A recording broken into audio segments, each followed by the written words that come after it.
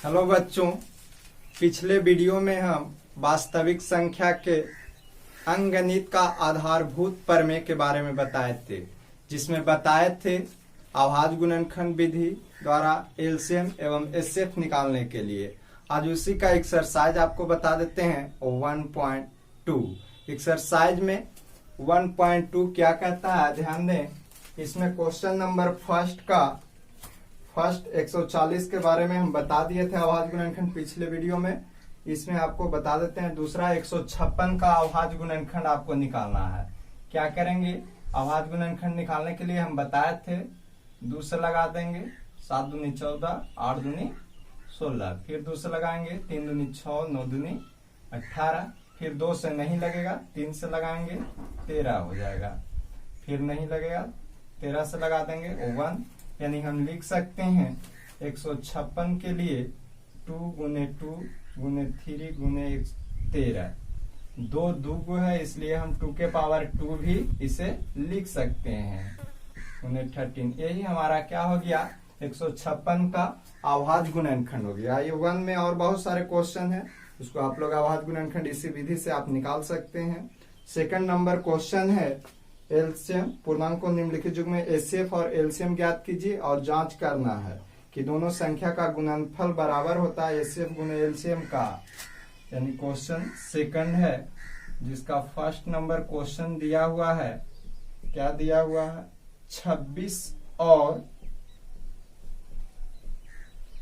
91, 91। इसका एलसीएम और एचसीएफ निकालना है और उसके बाद जांच करना है। तो सबसे पहले इसका अभाज्य गुणनखंड हम तोड़ेंगे 26 का, 2 से लगा देंगे, 13 दूनी 26, फिर 13 से ही लगेगा और 1, फिर 91 का अभाज्य गुणनखंड करेंगे, 7 से लग जाएगा, 13 सत्ते 91, फिर 13 से 1। यानी 26 के लिए लिख सकते हैं 2 गुने 13 और 91 के लिए लिख सकते हैं 7 गुने 13। अब हम ध्यान देंगे एचसीएफ और एलसीएम निकालने के लिए हम पिछला वीडियो में स्पष्ट आपको बताए थे।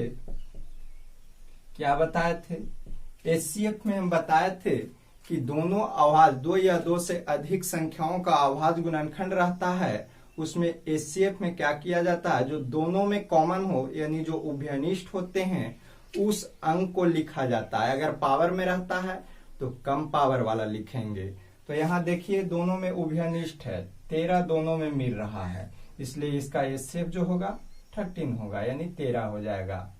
एलसीएम के लिए हम बताए थे उभयनिष्ठ रहेगा तो उसको उभयनिष्ठ अंक को सबसे पहले लिख लेंगे और उसके बाद जो अंक नहीं मिलता है उसे भी लिख दिया जाता है। 2 नहीं मिल रहा था, 7 भी नहीं मिल रहा था, ये दोनों को लिख देंगे और गुना कर देंगे तो जो हमें प्राप्त होगा वही हमारा एलसीएम हो जाएगा। अब पिछले वीडियो में हम एक चीज और कॉन्सेप्ट बताए थे, हम क्या बताए थे कि यदि दोनों संख्या को हम गुना करते हैं तो एलसीएम गुने एचसीएफ के क्या हो जाते हैं, बराबर हो जाता है। वही चीज यहाँ जांच करना है। तो जांच करना है कि दोनों संख्याओं का जो गुणनफल होगा वो लसा गुने मसा के बराबर होगा। तो एलएचएस में दोनों संख्याओं का गुणनफल यानी 26 गुने 91 कर लेना, और आरएचएस में कह रहा है कि एलसीएम गुने एचसीएफ गुने एलसीएम यानी 13, और ये गुना कर लीजिएगा 13 गुने 2 गुने 7, ये दोनों आपस में इक्वल हो जाएंगे तो लिख देंगे एलएचएस बराबर आरएचएस। इस प्रकार इसकी सत्यता की जांच हो जाएगी। नेक्स्ट आपका क्वेश्चन है थर्ड नंबर क्वेश्चन क्या कहता है, कहता है अभाज्य गुणनखंड विधि द्वारा एचसीएफ और एलसीएम निकालिए। सेम टू सेम है फर्स्ट नंबर, और उस सब में भी बहुत सारे क्वेश्चन है तो इसी टाइप से आप लोग बना लीजिएगा। थर्ड का फर्स्ट क्वेश्चन कह रहा है 3 संख्या दिया हुआ है 12, 15 और 21, कह रहा है इसका एचसीएफ और एलसीएम निकालिए। तो तीनों का अभाज्य गुणनखंड हम निकालेंगे। सबसे पहले 12 का निकाल लेंगे 2 से, 6 दूनी 12, फिर 2 से, 3 दूनी 6, 3 से 1, फिर 15 का निकालेंगे 3 से 5, फिर 5 से 1, 21 का निकालेंगे 3 से 7, फिर 7 से 1, यानी हम 12 के लिए लिख सकते हैं 2 दूगो है तो 2 के स्क्वायर गुने 3। 15 के लिए लिखेंगे 3 गुने 5, और 21 के लिए हम लिख सकते हैं 3 गुने 7। अब ध्यान दो एचसीएफ और एलसीएम। एचसीएफ और एलसीएम क्या होता है अभी हम बताएं। 2 रहे 3 रहे जितने संख्याएं रहे सबका अवभाज्य गुणनखंड हम तोड़ देंगे, और तोड़ने के बाद हम जो कॉमन रहेगा सब में, यानी जो सब में मिलेगा, तो देखिए 3 फर्स्ट में भी है, सेकंड में भी है और थर्ड में भी है, और कोई अंक नहीं मिल रहा, इसलिए इसका एचसीएफ कितना होगा 3 होगा। एलसीएम तो पहले जो तीनों में कॉमन होता है उसको लिख लेंगे, अब फिर जो नहीं मिलता है तो नहीं मिल रहा है 2 के स्क्वायर, ये भी नहीं मिल रहा है यानी 4, गुने फिर 5 नहीं मिल रहा, फिर 7 नहीं मिल रहा, इसको हम मल्टीप्लाई कर देंगे, जो हमें प्राप्त होगा वही हमारा क्या हो जाएगा आंसर हो जाएगा। इस प्रकार हम 2 या 2 से अधिक संख्याओं का लसा एवं मसा हम ज्ञात कर सकते हैं। नेक्स्ट क्वेश्चन है 4 नंबर क्वेश्चन क्या कह रहा है। क्वेश्चन नंबर 4,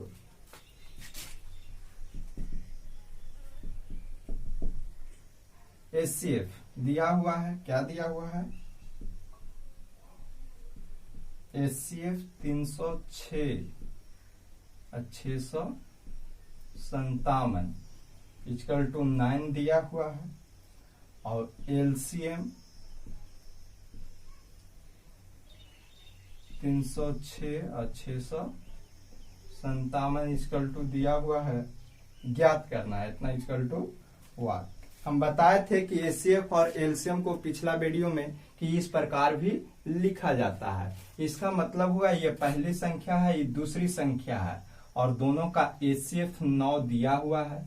इसमें कह रहा है कि दोनों संख्या का एलसीएम ज्ञात करे, यानी पहली संख्या दूसरी संख्या दिया हुआ है और एचसीएफ दिया हुआ और एलसीएम निकालना है। इसके लिए हम फार्मूला बताए थे पिछला वीडियो में कि पहली संख्या गुने दूसरी संख्या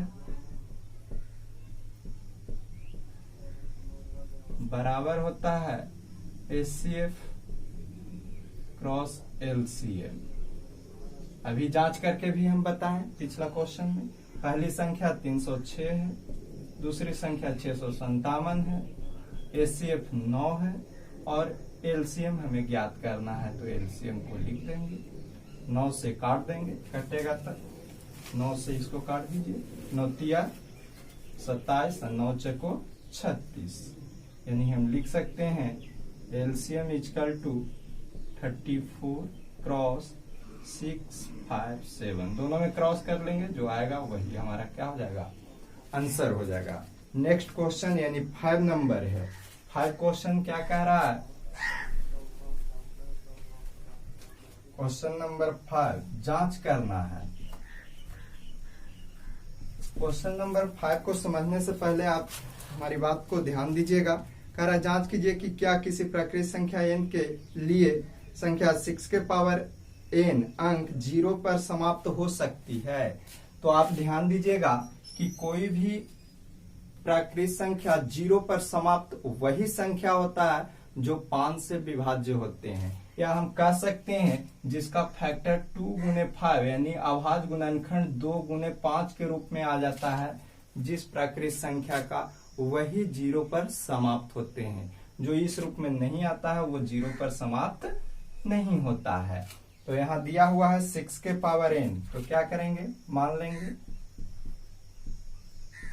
माना कि a इक्वल टू 6 के पावर n। अब हम देखिए 6 n एक प्राकृतिक संख्या दिया हुआ है, 6 को फैक्टर तोड़ेंगे तो 2 गुने हम 3 लिख सकते हैं इतना के पावर n, या हम लिख सकते हैं 2 के पावर n क्रॉस 3 के पावर n। आप ध्यान दीजिए 6 का अभाज्य गुणनखंड सिर्फ 2 और 3 के रूप में है। हम क्या बताएं कि अभाज्य गुणनखंड 2 और 5 के रूप में आएगा तब वह 0 पर समाप्त होता है। अगर 2 और 5 के रूप में नहीं आता है तो 0 पर समाप्त नहीं होता है। तो क्या ये 0 पर समाप्त होगा? नहीं हो सकता है, क्योंकि 2 और 5 के रूप में नहीं है। नीचे लिख देंगे। अतः चूंकि 6 के पावर n में 6 का अभाज्य गुणनखंड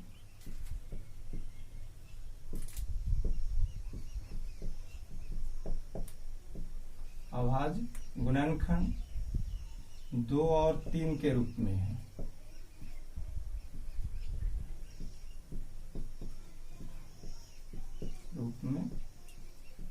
है,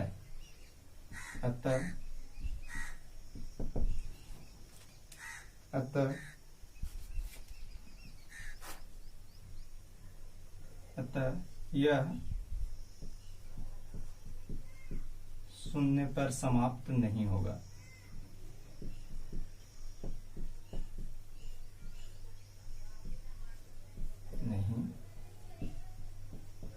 बस इतना ही आंसर हो गया।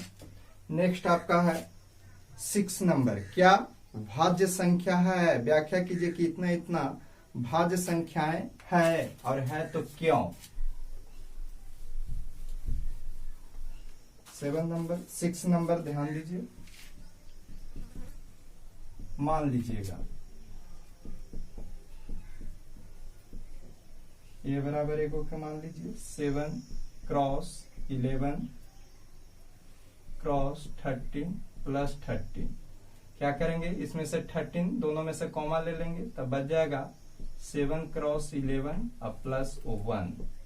या हम लिख सकते हैं 13 77 और प्लस 1, ये हो जाएगा 13 क्रॉस 78। एंड एक b बराबर मान लेंगे। नेक्स्ट को क्या है 7 cross 6 cross 5 cross 4 cross 3 cross 2 cross 1 plus 5। इसमें भी हम 5 कॉमा ले लेंगे, तब बच जाएगा 7 क्रॉस 6 4 क्रॉस 3 क्रॉस 2 क्रॉस 1, यहाँ बच जाएगा प्लस 1। अब इसको हम गुना कर लेंगे। 7 42 4 12 12 दूनी 24 अब प्लस 1। अब यहाँ ध्यान दीजिए, इसको हम गुना करके एक जोड़ लेंगे। ध्यान दीजिए, भाज्य संख्या कौन होता है? जिसका गुणनखंड 1 से अधिक, जो 1 से अधिक गुणनखंड के रूप में टूट जाता है वो भाज्य संख्या होती है, और जिसका गुणनखंड नहीं टूटता है वो भाज्य संख्या नहीं होता है। तो यहाँ देखिए, यहाँ गुणनखंड इसमें भी 1 से अधिक गुणनखंड हो गया, यहाँ भी 1 से अधिक गुणनखंड होगा, क्योंकि 5 पहला ही कॉमा है। इससे हमें क्या स्पष्ट हो रहा है कि दोनों जो है ये क्या है, भाज्य संख्या है। लिख देंगे, चूंकि ए और बी